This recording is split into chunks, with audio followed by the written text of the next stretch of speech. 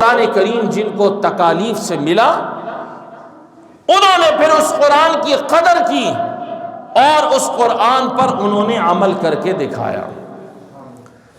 روس میں جب کمیونسٹ کا غلبہ ہوا اور انہوں نے پورے روس کو کنٹرول میں لے لیا اور ساری حکومت کمیونسٹ کی ہو گئی، مسلمان جو وہاں پر آباد تھے، مدارس تھے، مساجد تھے، علماء تھے، طلباء تھے، ان سارے لوگوں کو انہوں نے کمیونسٹوں نے قید کر لیا، جیلوں میں، بڑی بڑی کوٹھڑیوں میں، اور مساجد کو تالے لگا دیے، مدارس کو بند کر دیا، اور وہ مسلمان بے سر و سامانی کے عالم میں اسی طرح رہ گئے۔ اور یہ اعلان بھی کر دیا کمیونسٹوں نے روس میں کہ جس کے گھر سے اگر قرآن کریم کا نسخہ نکلا یا قرآن کریم کے کچھ اوراق نکلے، اس کو حکومت وقت پکڑ کر جیل کی سلاخوں میں بند کر دے گی اور دردناک قسم کی ان کو سزائیں دی جائیں گی۔ تو مسلمان اس وقت بڑے ہی زیادہ پریشان اور مغلوب ہو گئے کہ اللہ کا کلام بھی ہم سے انہوں نے لے لیا، ہم قرآن کریم کیسے پڑھیں گے، تعلیمات کیسے حاصل کریں گے؟ ان مسلمانوں سے جا کر پوچھے قرآن کریم کی عظمت کو کہ وہ قرآن کریم کو کس نگاہ سے دیکھتے ہیں۔ چنانچہ علماء کو بند کر دیا گیا، طلباء کو بند کر دیا گیا، قرآن کریم لے لیے گئے۔ یہاں تک لکھا ہے کہ روس کے اندر جب مکمل کمیونسٹوں کا دور تھا اور حکومت تھی، مسجدوں کو شراب خانوں میں تبدیل کر دیا تھا۔ یہ حالات ان کے اوپر آئے، ایسے ایسے حالات آئے۔ چنانچہ جب تھوڑے حالات بہتری کی طرف بعد میں گئے تو وہاں کا ایک وفد ہندوستان کے مدارس کی وزٹ کے لیے گیا، دارالعلوم دیوبند، سہارنپور اور مظاہر العلوم، بڑے بڑے اداروں میں وہاں وزٹ کے لیے گئے۔ ان کے ساتھ کچھ حفاظ بھی ساتھ گئے۔ قرآن کریم وہ بچے بڑا اچھا پڑھتے تھے، وہ حفاظ۔ تو دیوبند کے لوگوں نے ان سے پوچھا کہ آپ کے ہاں تو اتنی زیادہ سختی کہ جیلوں میں بند بچے بھی، علماء بھی قرآن کریم کو ہاتھ نہیں لگا سکتے، رکھ نہیں سکتے، چھپا نہیں سکتے، اگر پکڑے گئے تو انتہائی سخت سزائیں، تم لوگوں نے ان حالات میں قرآن کریم کیسے حفظ کر لیا؟ یہ بات ہمیں سمجھ میں نہیں آئی۔ تو جو علماء کا وفد آیا تھا انڈیا میں، تھوڑی دیر خاموش ہوئے، اور خاموش ہونے کے بعد انہوں نے قرآن کریم کی یہ آیت تلاوت کی، اِنَّا نَحْنُ نَزَّلْنَا الذِّكْرَ وَإِنَّا لَهُ لَحَافِظُونَ، قرآن کو ہم ہی نازل کرنے والے ہیں اور قرآن کی حفاظت کرنے والے بھی وہ کون ہے؟ اللہ ہے۔ اللہ ہی نے اس کو نازل کیا اور اللہ ہی اس کی حفاظت کرنے والے ہیں۔ تو اس علماء کے وفد نے کہا قرآن کریم کی یہ آیت تو آپ نے پڑھی بھی ہوگی، سنی بھی ہوگی کہ اللہ نے قرآن خود نازل کیا اور خود ہی حفاظت کرنے والے ہیں۔ تو انڈیا کے علماء نے، لوگوں نے کہا یہ بات تو بالکل ٹھیک ہے کہ اللہ نے نازل کیا اور اللہ ہی حفاظت کرنے والے ہیں، لیکن ہمیں ذرا آپ اپنے تجربے سے بتلائیے، اپنے حالات ذرا بتلائیے کہ کس انداز سے آپ نے قرآن کریموں کو ان حالات میں اپنے سینوں میں محفوظ کیا۔ ہم یہ سننا چاہتے ہیں اور دیکھنا چاہتے ہیں، ہمیں اس چیز کا پتہ چل جائے۔ تو وہ جو عالم دین اور علماء کا وفد آیا تھا، اس علماء کے وفد میں جو بڑے عالم تھے وہاں کے، ان کی آنکھوں سے آنسو بہنا شروع ہو گئے، آنکھوں سے آنسو بہنا شروع ہو گئے، اور پھر انہوں نے حالات اور واقعات وہاں کے سنائے، قرآن کریم کی حفاظت کے، قرآن کریم کیسے پڑھتے تھے، کیسے سینوں میں محفوظ کرتے تھے۔ واقعات تو انہوں نے بہت سارے سنائے، ایک واقعہ مختصراً عرض کیے دیتا ہوں۔ کہنے لگے کہ جب قرآن کریم کو ہم سے لے لیا گیا، علماء کو جیلوں میں ڈال دیا گیا، طلباء کو ڈال دیا گیا، مساجد مدارس بند کر دیے گئے، سب کچھ بند ہو گیا، تو ہم نے قرآن کریم کی تعلیم کے لیے بہت ساری تدبیریں سوچیں، 1 2 3 4، تو اس سے ہمارا تھوڑا بہت کام چلتا رہا۔ ان تدبیروں سے چھپ چھپا کے ہمارا کچھ نہ کچھ کام چلتا رہا۔ ایک طریقہ ہم نے یہ اپنایا جو بہترین انداز تھا اور بہترین تدبیر تھی، جو اس میں ہمیں بڑی کامیابی ملی، اور کہنے لگے کہ اس تدبیر سے یہ ہوا کہ ہمارے اس ملک کے اندر روس میں ہر گاؤں کے اندر اللہ نے 250-300 حفاظ کو تیار کر دیا۔ اور وہ تدبیر کیا تھی؟ تدبیر یہ تھی کہ ہم علماء، ایک قاری صاحب یا ایک عالم دین یا ایک حافظ قرآن ہوتا تھا، اس کے ساتھ 5 7 10 بچے ہوا کرتے تھے، اور وہ ان بچوں کو قبرستان لے کر جاتا تھا۔ جن کو قرآن اس انداز سے ملا ان سے جا کے پوچھئے قرآن کی عظمت کیا ہے۔ وہ قاری قرآن یا عالم دین اپنے ساتھ 8 10 بچوں کو لیتا اور قبرستان کی طرف چلا جاتا، اور جب قبرستان میں جاتے تھے تو ایک مصنوعی جنازہ اٹھا کر قبرستان جاتے تھے، ایک مصنوعی جنازہ اٹھا کر قبرستان جاتے تھے، اور وہاں جا کر وہ بچے اور وہ قاری صاحب ایک قبر کھودتے تھے، مصنوعی قبر کھودتے تھے۔ کس کی وجہ سے؟ ڈر کی وجہ سے کہ کمیونسٹ حکومت ہم پر حملہ نہ کر دے اور ہمیں کہیں گرفتار نہ کر دے، کہیں ہم پر تشدد اور زیادتیاں نہ کر دے، تو ہم قبروں کو کھودتے تھے، اور کھودنے کے بعد ان بچوں کو اس قبر نما گڑھے کے اندر بٹھا کر اللہ کا قرآن پڑھاتے تھے۔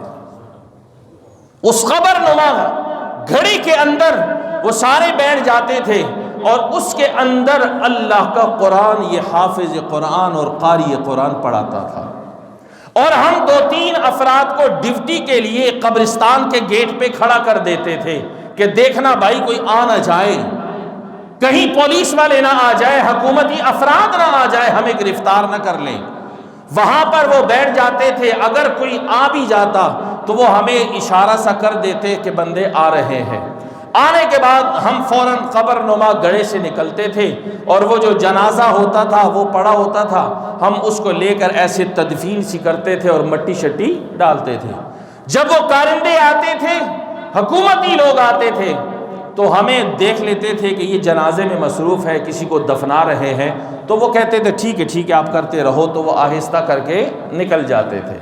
اور نکلنے کے بعد وہی 2 افراد گیٹ پر پہرا دیتے تھے، اور ادھر قاری قرآن اس قبر نما گھڑے کے اندر بیٹھ کر جنازے کی صورت بنا کر اللہ کا کلام ان بچوں کو سکھاتے تھے۔ اتنی محنت کی کہ روس کے ہر مسلمانوں کے گھرانوں کے اندر اللہ نے حافظ قرآن پیدا کر دیے۔ یہ کیا ہے؟ جن کو قرآن کریم مشقتوں سے ملا، قرآن تکلیفوں سے ملا، اس لیے ان کے ہاں اس کی قدر اور عظمت کی نگاہ سے دیکھتے ہیں، عمل کرتے ہیں، زندگی میں لیتے ہیں۔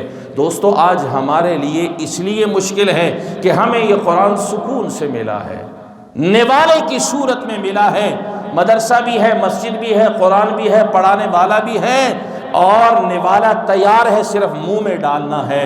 لیکن ہماری کمظرفی، ہماری کوتاہی اس حد تک پہنچ چکی ہے کہ وہ بنا بنایا نوالا ہم منہ کے اندر ڈالنے کے لیے بھی تیار۔ ساری رات مجھ سمیت ہم موبائلوں میں تو مصروف رہ سکتے ہیں، دن کا سارا دن ہم موبائلوں میں مصروف رہ سکتے ہیں، ایک قرآن کریم کا رکوع پڑھنے کے لیے ہمارے پاس وقت۔ میں اکثر کہا کرتا ہوں، یہ جو لوگ قرآن کریم کہتے ہیں نا، یہ آپ کے پاس بچے ہیں، قرآن کریم کہو ان کو پڑھ دو، ہمارے مرحومین کے لیے قرآن پڑھ دو۔ ہم اپنے بچوں کو گھر لے جاتے ہیں قرآن کریم پڑھانے کے لیے۔ میں کہتا ہوں ان سے قرآن نہ پڑھاؤ، جس درد سے قرآن تم پڑھو گے اپنے مرحومین کے لیے، شاید وہ بچے بھی اس درد نہ دے سکے۔ خود اپنے اندر یہ چیز پیدا کرو کہ قرآن کریم کی تلاوت خود کرو، خود قرآن کریم کے احکامات سمجھو، اور اس کو اپنی زندگی میں لے کر آؤ۔ اس کی قدر تب چلے گی جب آنکھیں بند ہو کر اس قبر جیسے گھڑے کے اندر آپ پہنچیں گے۔ اس لیے کہ ہمیں بظاہر اس کا ثواب اور اجر نہیں مل رہا، سکہ رائج الوقت نہیں ہے، اس پر جو ملنے والا اجر ہے وہ سکہ رائج الوقت نہیں ہے، یہاں نہیں نظر آ رہا۔ یہ سکہ اور اس کی قدر اور قیمت آنکھیں بند ہونے کے بعد اگلے جہاں میں ملے گی کہ کاش میں قرآن کریم کو وقت دے دیتا، قرآن کریم پڑھ لیتا، سینے میں محفوظ کر لیتا اور اس کے احکامات پر عمل کر لیتا۔ چونکہ سکہ رائج الوقت نہیں ہے، ظاہری طور پر ہمیں کچھ مل نہیں رہا، نظر نہیں آ رہا، آخرت کے ساتھ اس کا تعلق ہے، اس لیے قدر بھی نہیں ہے۔ میرے آقا نے ارشاد فرمایا الف لام میم، کوئی یہ نہ ہے کہے کہ یہ ایک لفظ ہے اور اس پر 10 نیکیاں اللہ دے رہا ہے، نہیں، فرمایا الف الگ ہے، لام الگ ہے، میم الگ ہے، تینوں کو ملا کر اللہ تمہیں 30 نیکیاں دے رہا ہے۔ یہ 30 نیکیاں تو دے رہا ہے، یہ سکہ رائج الوقت نہیں ہے، ابھی کچھ نہیں نظر آ رہا، یہ آخرت میں نظر آئے گا۔ اگر دنیا کے اندر اس کے بدلے میں کچھ نظر آتا، کچھ مل رہا ہے، یہ مساجد بھری پڑی ہوتی، قرآن ہمارے ہاتھوں میں ہوتا۔ اورنگزیب عالمگیر کا دور تھا تو اس نے جب دیکھا کہ لوگ قرآن کریم کی تلاوت نہیں کر رہے، قرآن کریم کے ساتھ اس کا قلبی لگاؤ باقی نہیں رہا، اتنی توجہ نہیں دیتے، تو اورنگزیب عالمگیر نے اعلان کر دیا کہ جو شخص مسجد کے اندر جائے گا اور وہاں قاری صاحب اور حافظ صاحب میاں صاحب سے قرآن سیکھے گا، اس کو اتنا اتنا انعام ملے گا، اس کو اتنا اتنا انعام ملے گا۔ چنانچہ جب اگلے دن دیکھا تو وہ حافظ صاحب اور قاری صاحب کے بعد دنیا جہان کے لوگ اکٹھے ہیں اور قرآن کریم سیکھ رہے ہیں۔ یہ کیا ہے؟ دنیا میں تو ان کو انعام نظر آ رہا ہے کہ یہ چیز ابھی مل رہی ہے، جو اورنگزیب عالمگیر نے قوم کی اس کمزوری کو پکڑا۔ دوستو، اللہ اس کی برکات اور انعامات سے دنیا میں بھی نوازتا ہے، لیکن حقیقت میں نوازنا اخروی زندگی میں نوازے گا۔ اللہ تعالیٰ یہ حقیقت ہمیں سمجھنے کی توفیق عطا فرمائے۔ تو عرض کر رہا تھا کہ قرآن کریم انا نحن نزلنا الذکر وانا لہ لحافظون، ہم ہی نے اس کو نازل کیا اور اس کی حفاظت کرنے والے ہیں۔ اور کل قیامت کے دن اللہ جل مجدہ وقال الرسول یا رب ان قوم اتخذوا، کل بارگاہ خداوندی میں پیغمبر علیہ السلام اللہ سے شکایت کریں گے، ان قوم اتخذوا هذا القرآن مہجورا، میری اس قوم نے قرآن کریم کو چھوڑ دیا تھا۔